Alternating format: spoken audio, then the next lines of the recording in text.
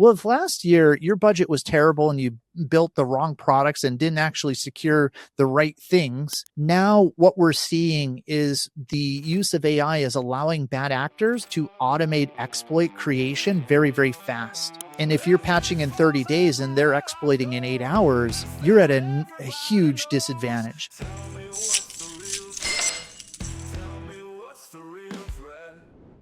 Welcome back to Threats, Pitfalls, and Risk Myths. I'm your host, Nate Lee, and today I'm joined by Ross Young. He is a longtime security leader with one of the most diverse and practical perspectives in the entire industry. Ross spent over a decade in the intelligence community, including time at the CIA and NSA, before going on to serve as divisional CISO at Capital One and later as CISO at Caterpillar Financial. He's also the co-host of the popular podcast CISO Tradecraft and the author of a new book, Cybersecurity's Dirty Secret: Why Most Budgets Go to Waste. We're going to dive into the topics his book covers, such as why so much security spend fails to actually reduce risk and what CISOs can do about it. We're going to dig into why he pushes for things like zero-based budgeting, rationalizing bloated tool stacks, aligning incentives with vendors, and something he affectionately calls a murder board. We'll, of course, be covering what is now becoming a common theme in our recent shows, and that is how AI is changing both sides of the equation. The acceleration of exploitation on one side, but also the new opportunities that it creates to fix vulnerabilities faster, to automate broken processes, and rethink how security teams operate at scale. So let's jump into it with Ross Young.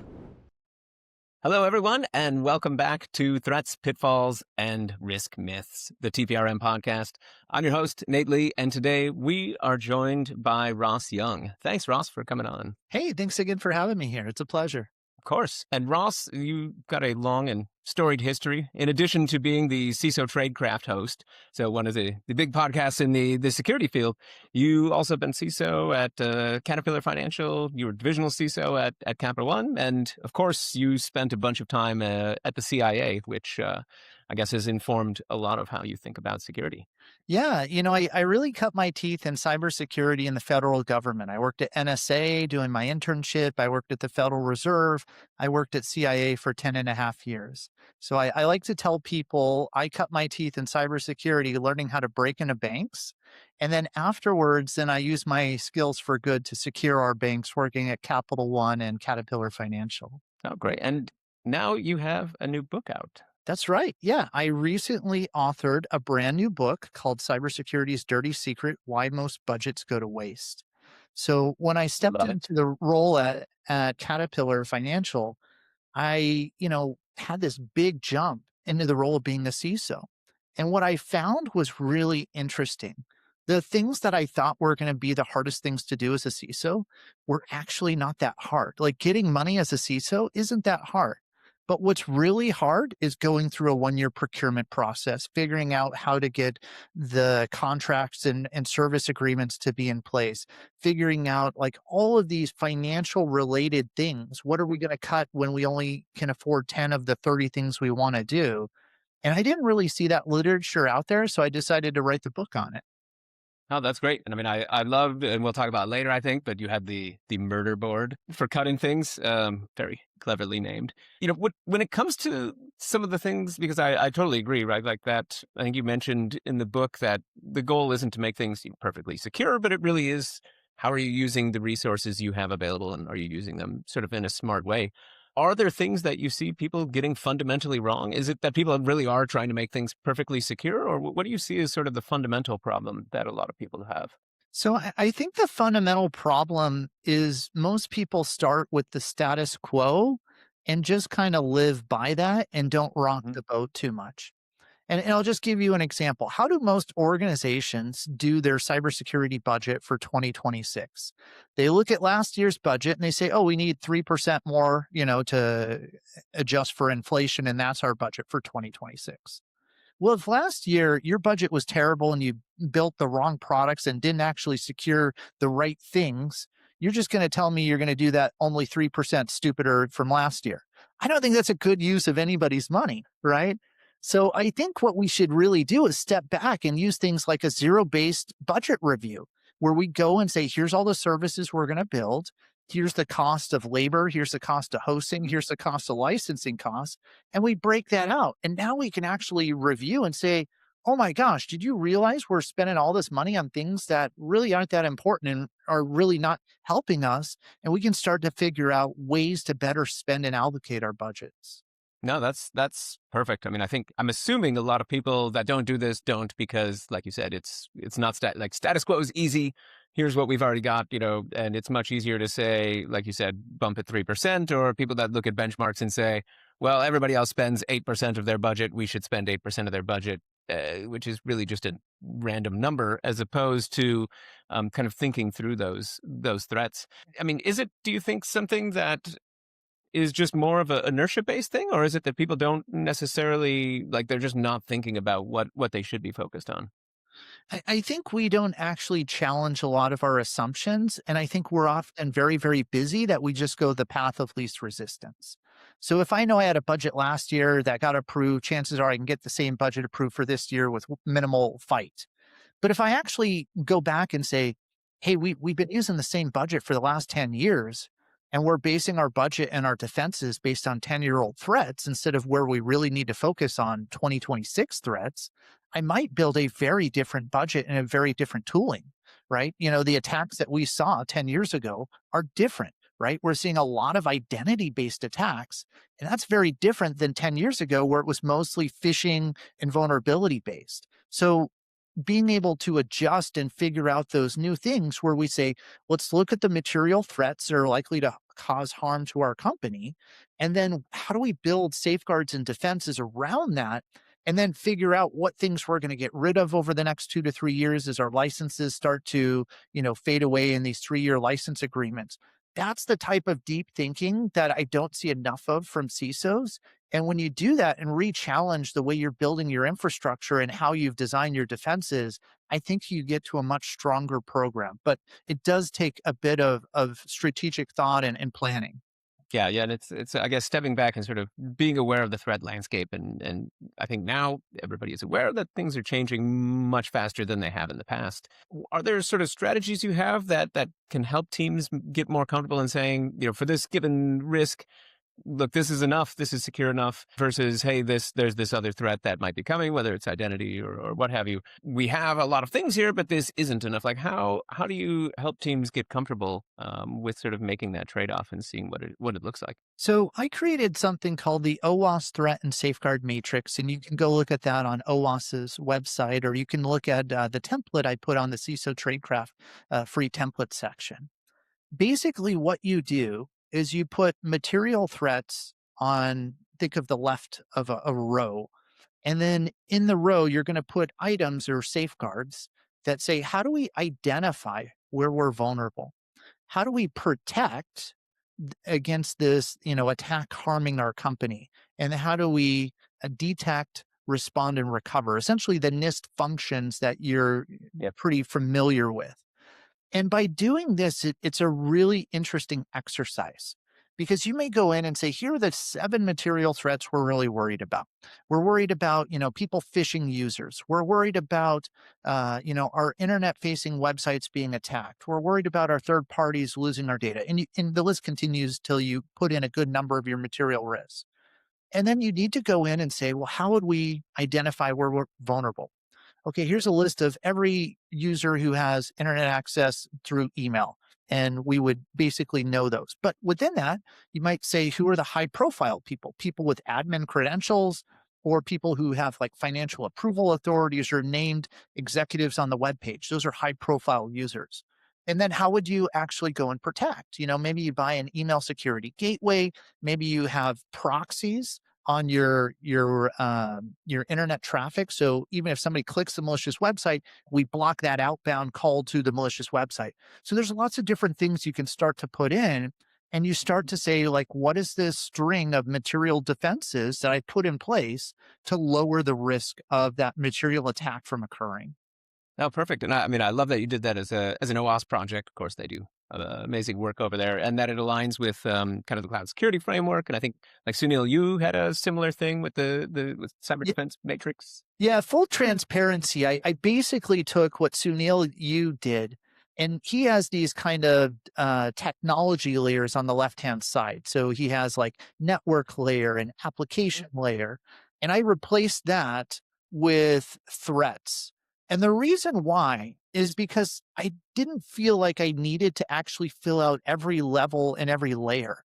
So, for example, if I have really good application encryption on the app side, well, I really don't care much about the network layer because everything's encrypted. I don't actually need to look at it. So why would I spend a lot of money and efforts on network detection and response when I see everything that's encrypted and have very limited value? But if I put all of my security on the app side, that could be a much better way. So by changing from a check the box and everything like a bingo card to putting it more threat focused, I felt like it was a cleaner way of how I was going to stop the material threats that I was being held accountable to as the CISO. No, I think that mapping actually makes a ton of sense because, like in your example, right, with the network layer, it might be that you have encryption, and so you don't have to worry about stuff being spied on the network, but there still could be other threats like DDoS or whatever, and that now can be represented as a separate threat if that ends up in your model. So I think it makes a ton of sense, and I think it's really helpful. I mean, one of the things I know that you called out was, people need to make sure they're populating the threats with actual like real world data. You recommended looking at the Verizon DBIR. I mean, because there's a lot of stuff in there, right? Like how do you direct people, or how do you guide people to taking the DBIR and mapping that to, whatever their certain use cases are? Yeah. So if you were to look at the last Verizon data breach report for 2025, there's going to be three major attacks that I would expect every organization to put into this threat and safeguard matrix. The first is vulnerabilities. And it was actually rated number 3, but it's the only one of the three that's actually increasing, right? So think of how am I going to keep bad actors from exploiting my public facing websites? The next one is phishing. And, if haven't built robust frameworks to stop phishing and fraud, I don't know what to tell you. We've been preaching this for 20 years, right? And and then the newer one of the three really is the identity-based attacks, right? Bad actors are, breaking through your logins, your credentials, or stealing, the credentials. I'm going to trick some user that they're logging into my website, which is a clone of your website. Right. And they didn't, validate the URL. And so now they give up the creds to log into something that I can reuse and replay and do these session theft attacks, if you will. So when we look at those three types of attacks, we should really go in and build those defenses for our organization. And then after that, it really becomes a choose your own adventure based on your organization. So, for example, if I was CIA, insider threat would probably be a very important one I would definitely want to go and consider. But, maybe that's not something that you have in another industry where you don't really have a lot of insider theft, a lot of, proprietary IP and things like that.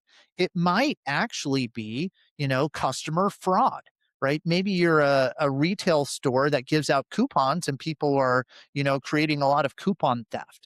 Whatever it is, you'll kind of see that from like what were the things that exercised last year and caused financial impact to us.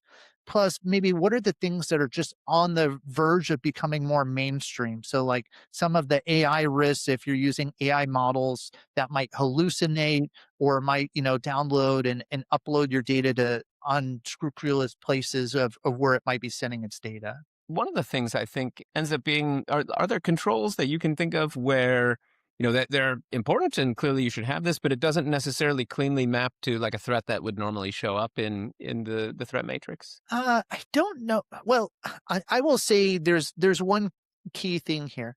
In my book, I talk about all of cybersecurity is usually broken into two things: risk reduction and compliance. There are a lot of things I do because I don't want to end up in an orange jumpsuit, right?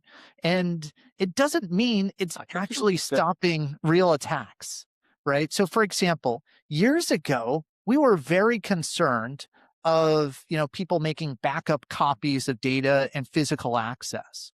But if today all of that exists in an AWS cloud, right? my ability to get physical access to things just doesn't exist like it did 20 years ago when somebody could go copy the tape drive and then give it to whoever, and I'd have no idea.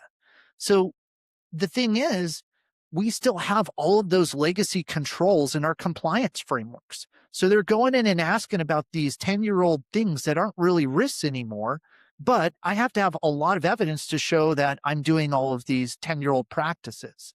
So those are things that I would say are these compliance things we have to document. We really want to do them as a minimum viable product. What is the cheapest way to be compliant? Because it's not really safeguarding our company, it's just costing us money. But at the end of the day, I have to do it because my cyber insurance want it, my regulators want it, my vendors or customers want it, things like that. Right? Yeah. And maybe on the other side, like when it comes to just threats you've seen as you've kind of done this modeling, I mean, are there threats that are maybe more boring, but end up with the highest leverage? They check a lot of boxes, they're covering a lot of threats. Like, what do you see as sort of the most important controls, regardless of industry? I think I would go in and say, what are the most common attacks you're going to see? Phishing over email. So I have to have a really good, robust way to secure that. Right? Where do bad actors want to start? It's usually on an endpoint, right? So I really need good EDR and things like allow listing software that says only this software can run, because it's much easier to say this is the allow list of approved software versus this is the deny list of everything that could possibly be bad, which is how traditional antivirus worked, right? We couldn't blacklist or deny every possible piece of malware because they would just always find a new strain or a new signature that we couldn't detect. Change one bit and the hash changes. Yeah. So that's why that taking this allow list of what's only allowed and everything else is blocked by default, I think is really the way we have to look at things. So some of those are just some of the best dollars spent, right? And so you think about those things, and then what are maybe some other things that are changing that didn't exist 5 years ago, right? So maybe you decide I'm going to use an enterprise browser so that when somebody clicks a malicious link or goes to a dodgy website, I contain that within a sandbox browser that doesn't spread to the endpoint and they can't establish the foothold. Things like that can be really, really powerful, and they remove a lot of things. I think the real place where we're going to struggle right now is on the server side. And just think of the following. Historically, organizations have had 30 days to patch, highs and criticals before they were really attacked. Now, what we're seeing is the use of AI is allowing bad actors to automate exploit creation very, very fast. So imagine, somebody reports a CVE, somebody reverses that CVE, and in 8 hours, they weaponize an exploit from the CVE. Could you patch every one of your instances in that amount of time from when the patch first went out? And if you're patching in 30 days and they're exploiting in 8 hours, you're at a huge disadvantage. I think that's going to be where the real battle is over the next few years in cybersecurity. Yeah, and I think, well, there's a couple things actually I want to touch on there. One would be the allow listing software, because in practical terms, I've really always had a hard time with that, just because I think it depends on the organizational culture, but it can be really hard to prevent people from installing tools now. It's just a lot to maintain. But secondly, and I think this is a very interesting one to touch on, is the fact that people could weaponize sort of vulnerabilities really quickly. And it seems like that's not actually happening in practice yet. I think it will, but it makes it really hard, or at least semi-dangerous, right, to say, like, hey, here's this huge danger, and it's hard for us as CISOs to get a bunch of effort and money and whatever put towards that when it's not real yet. We saw that maybe with vulnerabilities in the past. How do you sort of help people frame that discussion and make that more real? Because it is something we're not necessarily seeing in practice, but it definitely is possible and seems inevitable. So what I would say is find early indicators for where the industry might be headed. And what I mean by that is usually the people doing some of the most cutting edge research in their PhD programs are very good at figuring out where the industry is going to go in AI and other uses. Mm-hmm. And so this is where I read a fantastic paper where these college students took let's call it 900 different CVEs that were released. And they were able to weaponize 51% of the CVEs. And I was like, And oh it was my for like goodness. $1 each or something. Yeah. Yeah. And so you go in and you say, that is pretty nasty. And as soon as the rest of the bad actors start figuring out how to weaponize like what these PhD people did, maybe it's 2 years or 3 years into the future, then we're going to have those same challenges. So I like to maybe stay a little bit ahead just by watching where the leading PhDs are doing research, because I think that's a good indicator of where we're going to see the bad actors grow to in the next few years. Yep, yep. And I mean, I personally, I think it's inevitable that it gets there because the incentives now are aligned, right? Like it's cheap and easy, and where now people aren't making custom exploits because they don't need to, and it takes a lot of work. Well, So once that barrier goes away, and it's not even that they're not making custom exploits. It's just the technical knowledge to do that has become so easy. So before, if I needed to reverse engineer something, I had to be the world's most expert person on that thing. And then I had to be really good at Python to write the code to then exploit that thing. But now, if I can use Claude Code to be the expert in that technology and the expert in writing the code for that, with a couple of prompts, I can start, creating malware through these types of tools. And this is what, even Claude has reported. They've seen bad actors using their systems to do this. And I don't think that's going to slow down. That's only going to increase as more people take advantage of this. yeah, and that wasn't even just like weaponizing an exploit. That was running the whole campaign end to end, which was. I mean, it's a great read if people haven't seen that yet. I think again, one of the problems that I think a lot of people run into is like if you're trying to get your engineering teams to patch faster. We tried to do that with vulnerabilities all the time in the past, and realistically, most of them still never got exploited. I think this time does end up being different, and I think if people are behind the curve, that's going to be a really bad place to be when this starts hitting. I know you've talked about using Lean and Six Sigma, things like that to help with process and efficiency, like for patching time and things like that. Can you maybe talk a bit more about that? Yeah, I'll step into that in one sec, but I do also want to continue this Claude Code thing. I don't think it's just a doom and gloom story. I also think it's a really good story to help developers. And I'll just give you an example. Let's say I have 200 vulns in my code today, and each vuln takes me an hour to fix. So I'd have to spend 200 hours to go do that. I probably don't have 5 weeks I could just dedicate to patching when they expect me as a developer to release new features. But if tomorrow I can ask Claude Code to go rewrite the vulns for 200 vulns and it spits that answer back in, 10 minutes, that's only a 10-minute problem to rewrite the code and maybe another hour to go test to make sure I didn't break anything. Now, instead of waiting 200 hours, it might only be an hour long to fix 200 vulns. So I think it's also going to work in our defenses as well as, help the bad guys out with automating things. Now, Yeah, to and I your think for that one, oh, sorry, I was going to just say, I think for that one, it's really exciting because like people can even make background agents that are going to write the test to test what the upgrade might break, build the upgrade, test it in CI, and kind of hands off do this without even having it bother people. So I likewise am very excited about that. Yeah.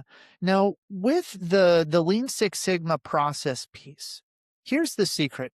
Let's say you have vulnerability management, the same thing that everybody follows in your organization. The first thing I like to do is take that abstract process and break it down into what are the 15 steps that actually occur. Well, first, a tool like Qualys has to go scan our systems to find the vulnerability. Great. That goes every, 4 hours and it scans.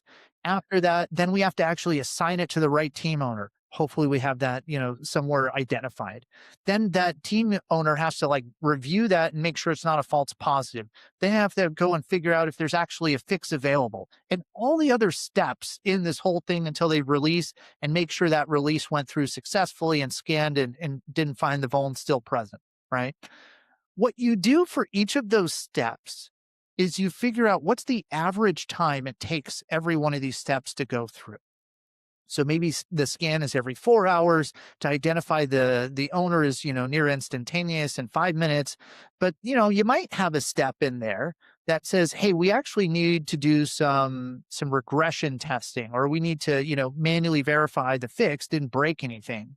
and you have some poor sucker in your organization who's got to like manually click the web page because you haven't written test scripts in there. And that actually takes a good couple hours to go through that. Well, when you start putting all those steps, what you're going to see is some of the steps are really, really slow and some are faster. And then you go in and you get kind of this like council of smart people or the council of nerds in your organization where someone who's been a database guy forever and someone who, worked on the network team forever, and they understand patching all the different types of technologies.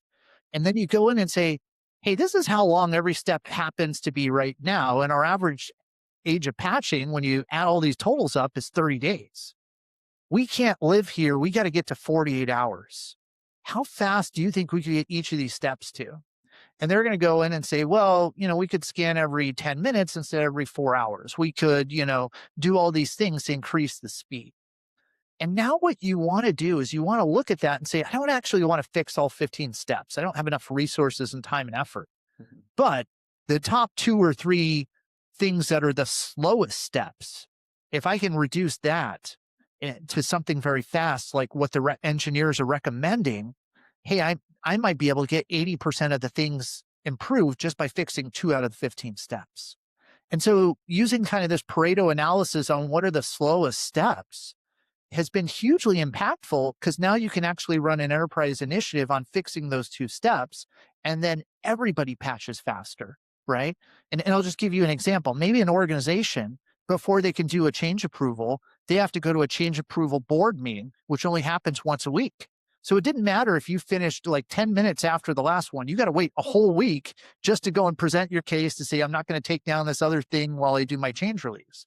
Well, if that can be updated to like a GitHub pipeline where you just need somebody else to hit approve when, who might have a conflict, now you might not have to wait a whole week. You might only have to wait an hour for them to respond and hit that approve. And so you've gone from waiting a week to waiting, an hour. So little things like that, when you start doing the process improvement, huge ways to save a lot of time and really automate things in your broken processes, if you will. Yeah, I totally agree. I mean, I think like Pareto principle really needs to kind of overrule everything here. Spend the 80% of your time, or spend the largest amount of your time on the things that are going to move the needle the most here.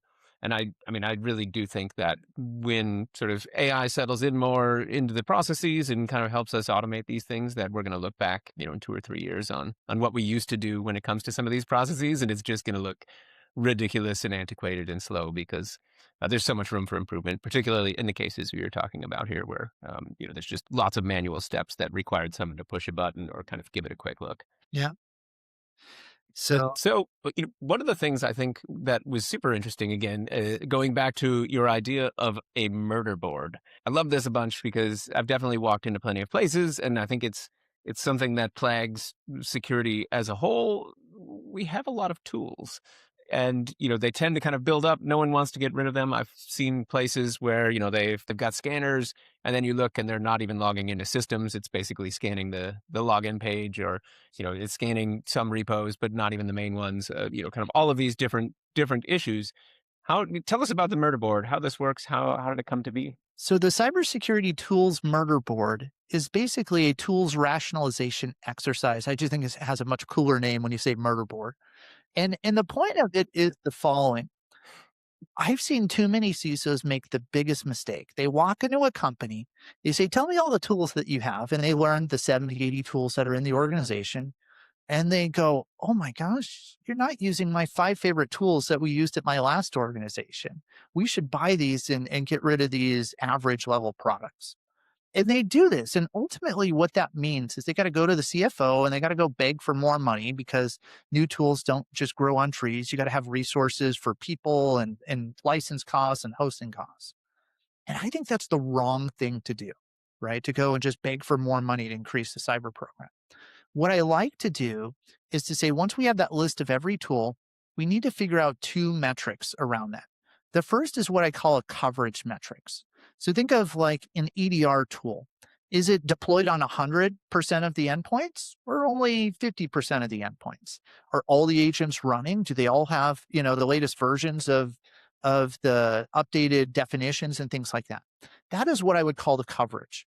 And then the second one is the utilization. So think of, you might have a web application firewall. and it stops each of the OWASP top 10 web application attacks like SQL injection or cross-site scripting. What I found is you would be surprised how many organizations turn off a lot of those rules. And, It maybe breaks one thing and someone didn't want to figure out why. And yeah, it's, yeah. Hey, my app stopped working, so we're just going to turn off 3 of these OWASP top 10, attack protections from the WAF. Okay, so I've neutered my WAF, and I now have vaporware on 3 of these things. And so what I like to do is say, okay, maybe the WAF tool is only deployed on 90% of our applications, and we're only turning on 70% of the WAF rules. So when you multiply those two together, 90% by 70%, you would have 63%, and I would call that your effective protection score.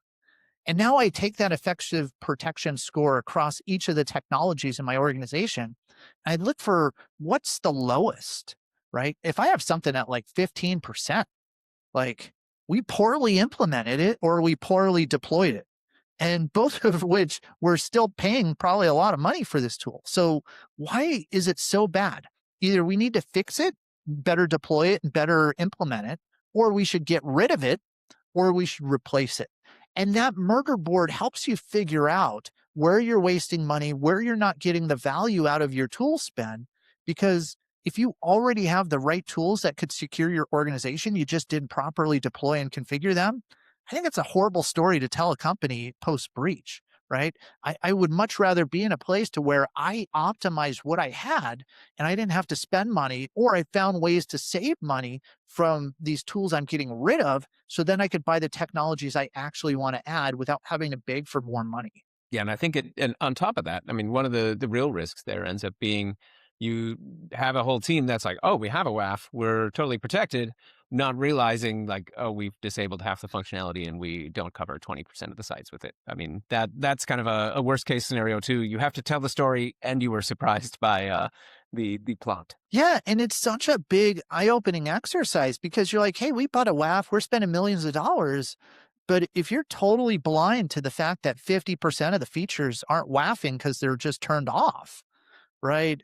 Oh my gosh, that is like a big aha moment of we should probably fix that, right? So when it comes to vendors, I mean, looking at the other side, because having vendors just more generally as a company brings on risk, not just security vendors, but you're using all these tools, and that number certainly isn't shrinking anytime soon. How do you think about how security teams look at third-party risk and vendor management programs? I mean, I don't think there's a lot of people who would say that things are working well nowadays, but in your mind, what are some of the biggest issues? I personally think third-party risk management is probably one of the most broken things we do in cybersecurity. And here's what I mean by that. If you were to look at all the major companies that had data breaches in 2024 and 2025, what in your third-party risk management program questionnaires, assessments that you evaluate your vendors on would have said, don't go with these vendors who had major breaches? I don't think we would have had the data to tell us that. I don't think we would have known, like, hey, don't pick this company. I think we would have said, do they have a SOC 2? Yeah, they got a SOC 2. Check. Do they have a pen test? Yeah, they got a pen test. Check. Did they fill out the questionnaire? Yeah. Okay, sounds good to me. Right. Let's move forward. And so I think this is a broken approach of what we're doing here. And then the second thing that I would also say is, let's say I have a vendor that I bought, a 3-year license from to do whatever technology. And now a year into that license, I found they have a whole bunch of high-end critical vulnerabilities on their application. So I go to them and I say, hey, I need you to go fix all these things. And usually what they do is they say, oh yeah, we'll put on the backlog and we'll get to it. On the roadmap. It's on the roadmap. Exactly. And it never gets done. And so you don't sleep well at night knowing it's super vulnerable. You don't really have a good way to like get off of it because you're already in a 3-year license. Contract. Yeah. So I think the incentives here are broken. What I really think we need to do is a cost plus incentive based contract. And here's what I mean by that. Let's say you were to buy a product at $50,000 a year. And then you're going to say, hey, for every month that you keep this server completely patched, as I can tell by you have 0 vulnerabilities on your bug bounty program that are past, 15-day SLA remediation, I'm going to give you an extra $1,000 or $2,000 a month. And so now, instead of making, let's say, 50,000 a year, they're making, 62 or $74,000 a year. And I can more or less use this incentives of, hey, if you don't patch, you're not making that extra money, and you're going to lose that extra 10 or $20,000 here. And I think that is a better way to align third-party incentives to actually follow cybersecurity than the traditional way where they're going to put on the roadmap and nothing's really going to get done. So I think we have to move to some type of procurement contracts that really work that way. Yeah, that's a really interesting take, because I think that's exactly it, right? Is the incentives aren't aligned. If people are signing the contract, like you said, usually you're going to sign a 2 or 3 year contract. You've lost all leverage. You have no teeth, and they have no incentive to do anything about it. They're already working on the next sale and making sure that questionnaire is filled out appropriately, thoroughly. And having it en masse with a bunch of companies all taking this same tack suddenly makes it where there's real monetary value for the company tied to maintaining patching levels and whatever other security controls that you want to have in there. I mean, I think it's a really interesting take on that. Yeah. So that's what I'm hoping we can change third-party risk management to become versus their traditional ways. And I think vendors would like that. Like, hey, if I got 10 companies who are paying me these incentives, well, now, I actually can hire headcount to do this full time to make sure I don't have any vulnerabilities because I don't want to risk the revenue. So I think that's where we ultimately end up. And I'm hoping we can get out of just checking off these, 500 questionnaires that nobody cares about and get to something here that's better to, drive long-term outcomes. Yep, yep. And I mean, it comes down to those incentives, and really, I mean, I think it's how do you set it so that security to the vendor doesn't look like a so-called cost center, but is actually something driving revenue. And as much as we can do as buyers to position it that way, I think is going to end up driving things in the right direction. Are there things when it comes internally, I guess, because like you said, you'd get the questionnaires, you'd have the SOC 2, great. But are there things that you would expect your teams internally to be doing based on whatever the contents of those things you get back are to kind of help protect against third-party risk? I think the biggest things come down to the basics. I'll tell you one of the things I always used to do. Whenever I used to hire anybody on like my cyber team to work for me, I used to always ask this one simple question that's actually very challenging. And I say, imagine a junior developer walks up to you and says, hey, I want to build a secure website. What would you recommend to that person? And people would tell me, oh, just, patch your thing. Well, if I patch everything, is that website secure? Not necessarily. I can run the latest version of software and have a totally terrible website that's completely owned. Well, what else do I need to do? Well, I need to harden the configurations. That's good. Yeah, I don't want, default login credentials. I got to, make sure it meets the CIS benchmarks. And then the third thing is I need to make sure if I write custom code, I run custom vulnerability scans to making sure that custom code isn't vulnerable, right? How do I not have SQL injection attacks on my custom website? Because I can't patch it. I can't configure it. I have to write the custom scripts that don't have those issues. So those are the three things. Am I patched? Am I configured? And am I looking for custom vulns from my custom code? And I think if developers do that, that is the best way to position their organization and their products to be in the best place going forward. Yep, yep. And I know, I mean, one of the things I think when it comes to that, it ends up being like the business logic errors are the ones that are really hard to catch because the scanners that are looking for OWASP top 10, they can find cross-site scripting and CSRF and SQL injection. But if it's when I add someone to this group and then remove them and it doesn't remove permissions or something, that's not something your average scanner is going to be picking up. And you need to have something custom testing for that. Yeah, those are really hard to find, right? At the end of the day, we have to remember people are people, and the developer knows how to build a website. They are not the attacker who knows the 10,000 things to try to break into a website. It's very different skill sets. So I don't expect, the developer to understand every offensive technique to break in. But if they can run all of the scans, I think that gives them the best position. Are we still going to have business logic issues? Absolutely. Like I saw an instance where, hey, we wanted a capability to search across our whole website. Sounds pretty, useful feature. Why wouldn't we want to help people search and find relevant things? Well, what if they start searching other customers, private documents and billing reports? Oh, I don't want them to search that, right? So now we got to like make sure we don't have these business logic flaws in the code we're writing. And sometimes, you have to think about those things through like maybe some threat modeling.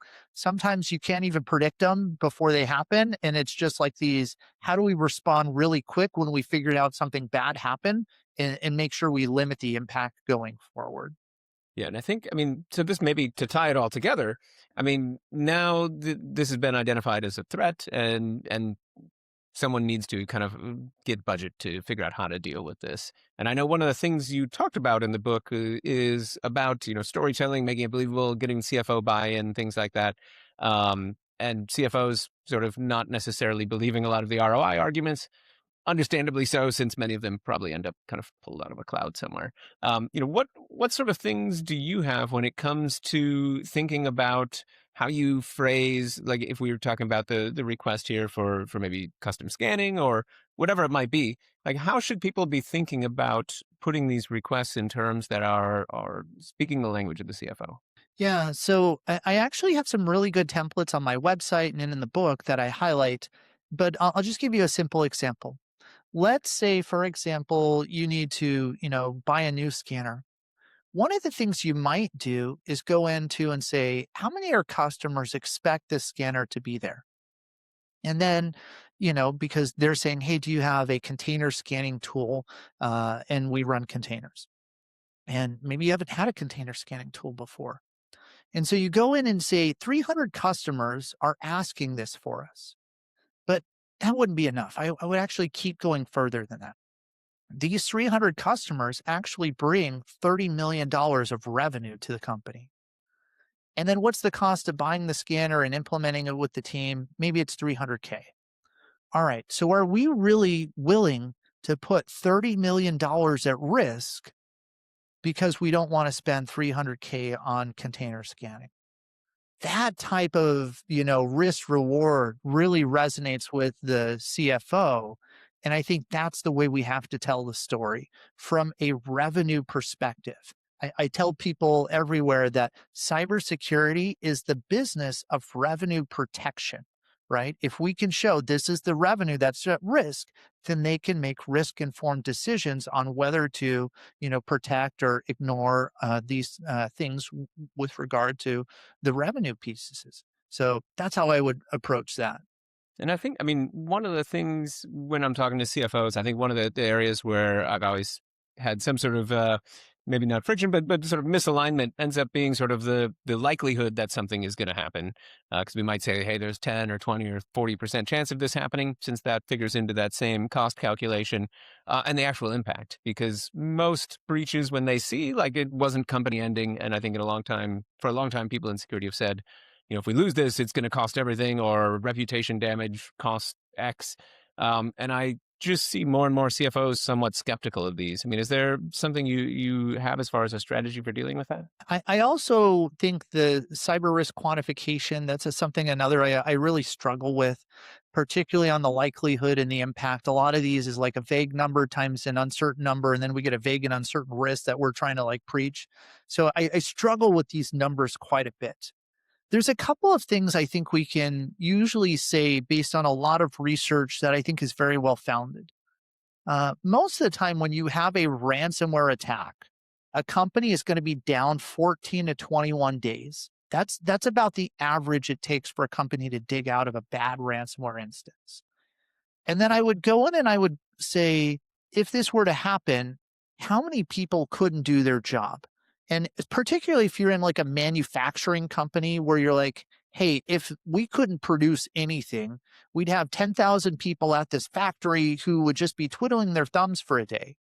Well, if I know, the average salary worker of that times 10,000 people times 14 to 21 days, now I can kind of ballpark how much that impact may be.